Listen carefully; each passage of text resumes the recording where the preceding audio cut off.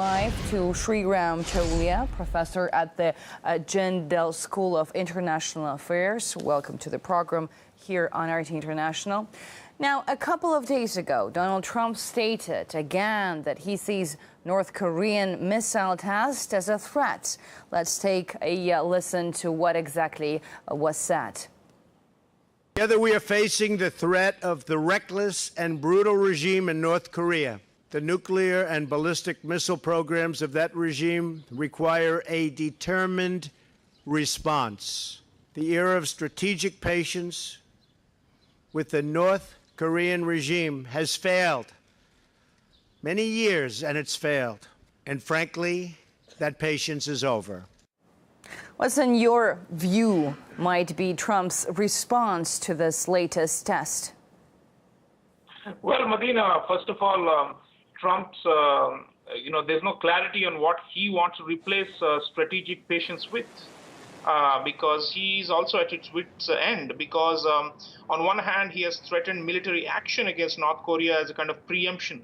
On the other hand, he has tried to use China to apply pressure on North Korea to refrain from more missile tests and nuclear weapons tests. But I think North Korea is undeterred because it believes that there is a moral hazard issue here where China, no matter how provocative North Korea becomes, China at the end of the day has to support North Korea because it believes it's essential for strategic balance in Asia against American encroachment.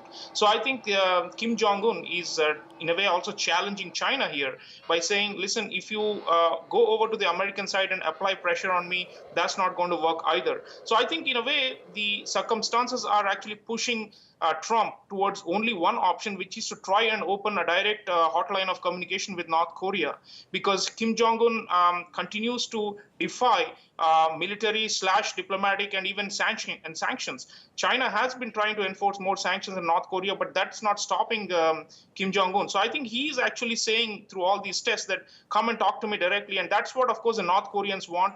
They want direct bilateral talks with the United States and possibly also involve other players in the region.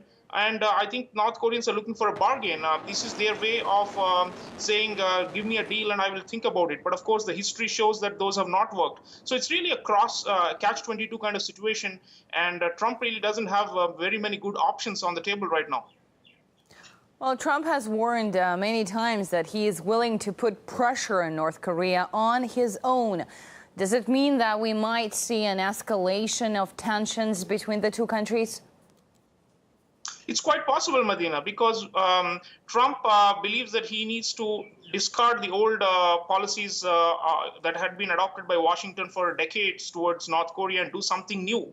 And his constituency and his militaristic, posturing all suggest that he may want to actually undertake some military action, which is actually going to make matters a lot worse because North Korea has retaliatory capability. It's not like Syria.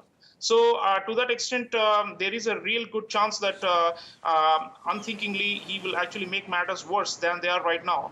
But on the other hand, I think if he really is able to work with China, there may still be a possibility, although the Chinese have, quote unquote, disappointed Trump already by not delivering on what he wants. And that's the real problem, crux of the problem here, because there's no trust between China and the United States. If there was, I think they could have managed and somehow smothered the North Korean problem. So Trump, I think, is staring at only one option, which is either a preemptive military strike, which will not work, or some kind of channel, backdoor, or then an open channel with North Korea, which might work. But North Korea and China, by the way, require that the US and South Korea stop military exercises and stop, in a way, provoking the North. And I don't think the United States will be willing to give up that role, because the United States has this imperial role in Asia Pacific by allying with South Korea and Japan and keeping its military presence and force projection in the region. So if the North wants those force projection to be rolled back, I don't think they're going to get it. So in a way, there is a kind of a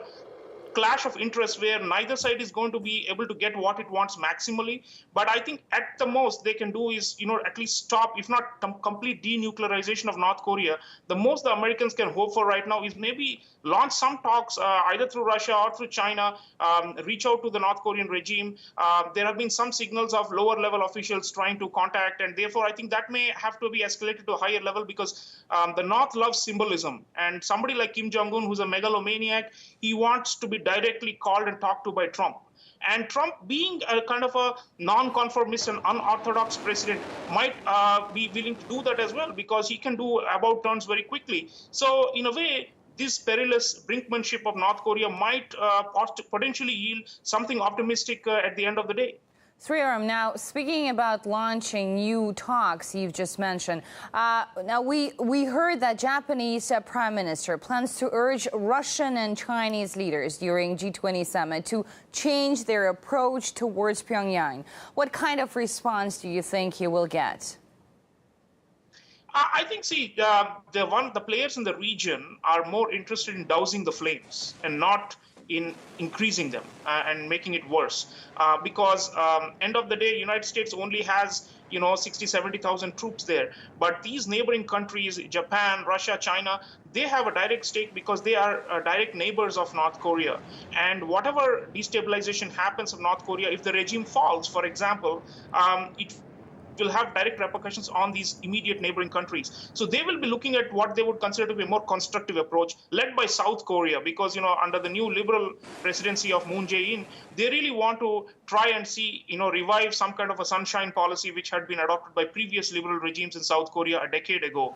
So in a way, the constellation of all the regional forces is crying out for diplomacy. And I think Trump may not be impervious to that, because end of the day, he has been advised by his, confidants that, we cannot adopt the gung-ho, shooting from the hip kind of a strategy towards North Korea, because that is going to lead to retaliatory actions and losses to American forces and American prestige. So I think there is a possibility, distinct possibility, that North Korea has established some kind of a balance of terror in the region by continuously provoking all these players, and it may actually get its pound of flesh in the end by opening some kind of negotiations. But Trump may want to show some strength before negotiations. So I would not be surprised if there is some limited military action or strikes, or increase in the cyber sabotage that the Obama administration had done. They call it left-off launch. So before the launch of these missiles and nuclear weapons, the Americans try to infiltrate North Korean computer systems and install viruses and somehow slow it down. And that probably may be happening simultaneously as we speak, because not every North Korean test is being successful. Some of them are failing, and that's probably the result of Western sabotage through cyber means. So I think there's a mix of tools that Trump's advisors will put before him, but possibly the only one he will be left with in the end, given the circumstances and the structural realities in Asia-Pacific, is dialogue. All right, thank you so much for your insight here on RT International. That was Sreeram Chaulia, professor at the Jindal School of International Affairs.